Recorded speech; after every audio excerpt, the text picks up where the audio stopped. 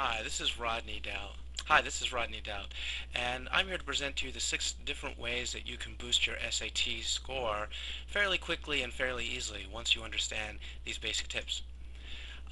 Now, before we get into that, let's talk about why you would want to prepare for the SAT essay. I mean, after all, it's just a little bit more than 10% of your SAT essay score.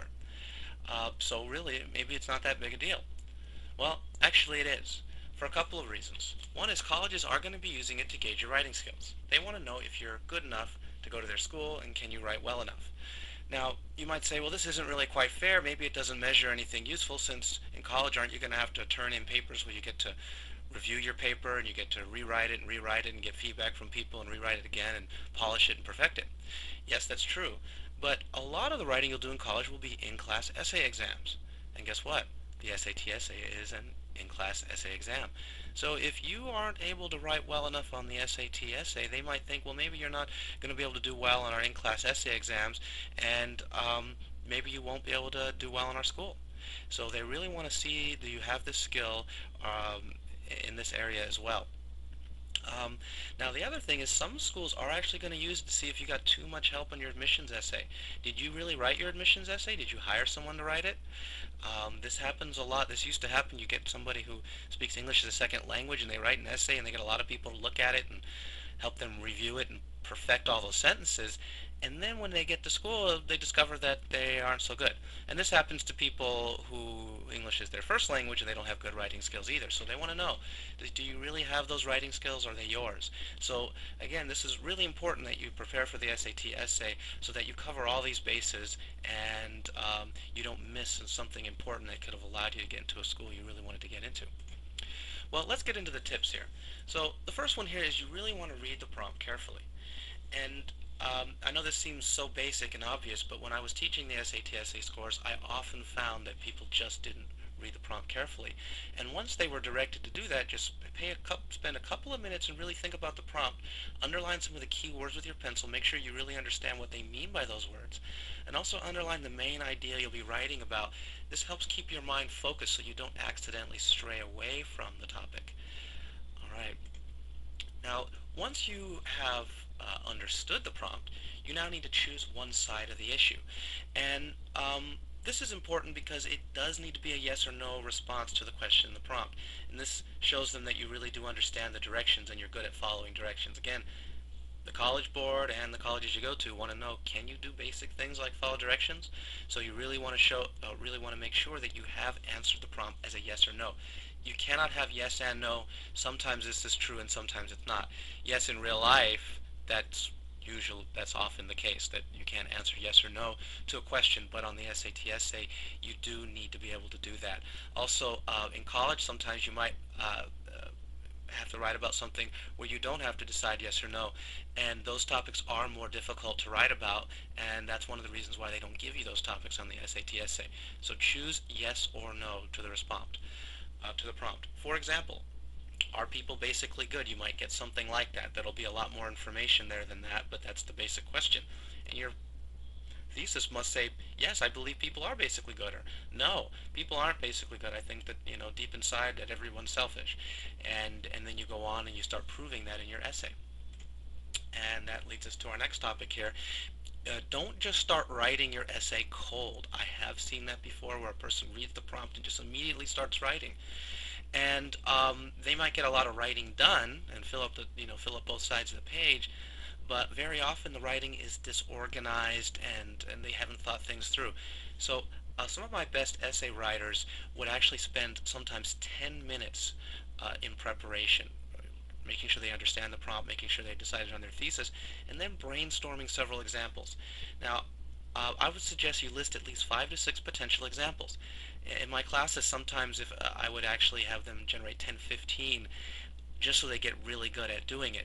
But 5 or 6 at least when you're actually there on test day. You don't want to spend too much time on that. Then choose your 3 to 4 best examples. Now, the reason you want to list more examples than the ones you choose is because if you only have 3 or 4, you might end up writing and using an example that's not good just because it's the only thing you had. So list more examples than you're going to use, then choose the best ones. Make sure you choose examples from history and literature. And this is important because guess who is grading the exam? English teachers. And guess what English teachers like and what they know is literature. So you can impress them with that knowledge by writing about something they know about.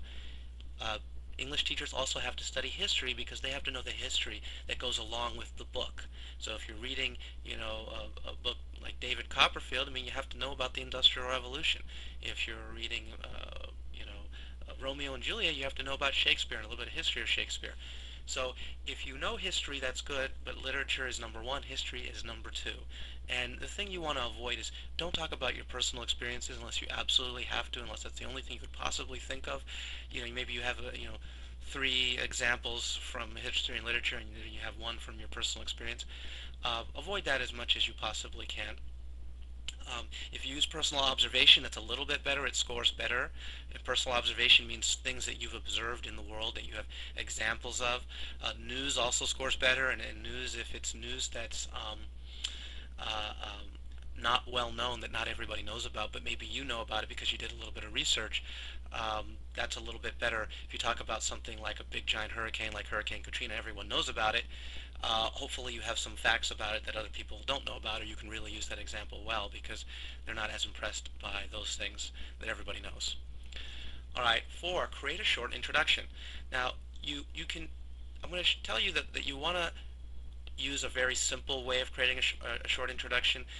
If you really have some ideas and you really have a good idea that's different than what I'm going to tell you here, like you have a metaphor that you can present or a very short anecdote that you can present that really kind of works well here, to go ahead and do it. But for the most part, begin by just saying a few words about the topic, just something general. You know, um, give your thesis in one sentence, and don't spend too much time on this. There is a high-scoring essay you'll find in the College Board book, the official guide to the SAT, and there was somebody who got an 11 on the essay who only had a one-sentence introduction.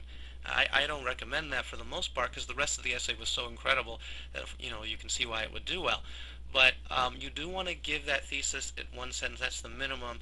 Say a couple introductory words and then go ahead and go on to the next part of the essay. All right, 5. Write 3 to 4 body paragraphs. So what you want to do is you want to use the examples you found earlier, and you want to use a 4-part structure. The first sentence, make it a topic sentence that says what you're going to prove. You know, uh, the story of Romeo and Juliet, or Romeo's behavior in Romeo and Juliet shows that blank, your thesis, shows that love conquers all, or something.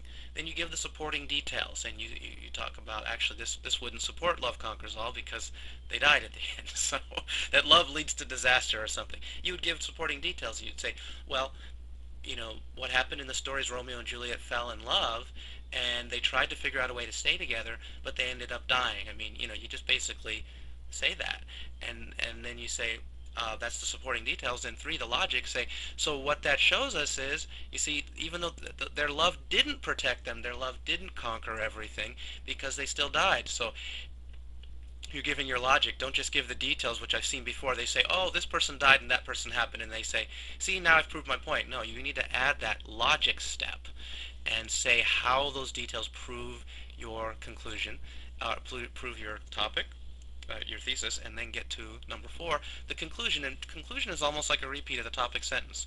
You can say, therefore, this shows that love does not conquer all. Love can lead to disaster. So it's very simple, but use those 4 steps. And the step 2 and 3 are the most important. If you miss the topic sentence, you could still be okay. If you got the supporting details and the logic, they could read between the lines. You don't want them to have to read between the lines. But that's why you want your topic sentence to say what you're going to say, your conclusion to say what you already told them. All right, 6, write your conclusion. Use an analogy or a metaphor that supports your thesis as one of the techniques. So you can, it's hard to come up with an example just off the top of my head, but there are lots of analogies, metaphors. You can talk about how it relates to other things that you've learned. You can make a prediction about the future and say, I predict that, based on this idea, the future is going to be bleak, the future is going to be great, more people in the future are going to make the better choice, or more are going to make the wrong choice. You can give advice to people in general, and by saying that, this shows us that if before you fall in love with someone, maybe you should think really carefully about the consequences if you're talking about the Romeo and Juliet example. But at the minimum, summarize the evidence that supports your thesis. So if you can't think of anything else, just summarize what you already said that supports your thesis. Say Romeo and Juliet was an example, and this book was an example, and To Kill a Mockingbird was another example, and just kind of list your examples, and that's okay. And again, it's the minimum. And if you do that, you can maybe at the end of it, you'll all of a sudden figure out how to make a prediction or what kind of advice you can give to people or an analogy that you can sum it up with. All right. Now, if you want to get more information, you can always visit my website, www.satsay.net, or you can read my book, the SAT Essay Success, found at satsay.net/SAT ebook.html. You can also read Rocket Review Revolution by Adam Robinson. This book really goes into great depth as far as different exercises that you can use to improve your skills, to improve your skill in writing the SAT essay, but also your skill in the grammar portions of the test, your skill in the math portion. He actually teaches you how to think differently about math, which is one of the things that's really key to doing well in the SAT. The SAT, practice is good, but really learning how to think differently is what's going to allow you to do well on each portion of the test, whether it's grammar, whether it's math, whether it's even the critical reading. He has great exercises that really drill this into your brain so that you become just kind of an automatic, SAT genius. All right. Well, thank you for watching this presentation, and good luck on your essays in the future.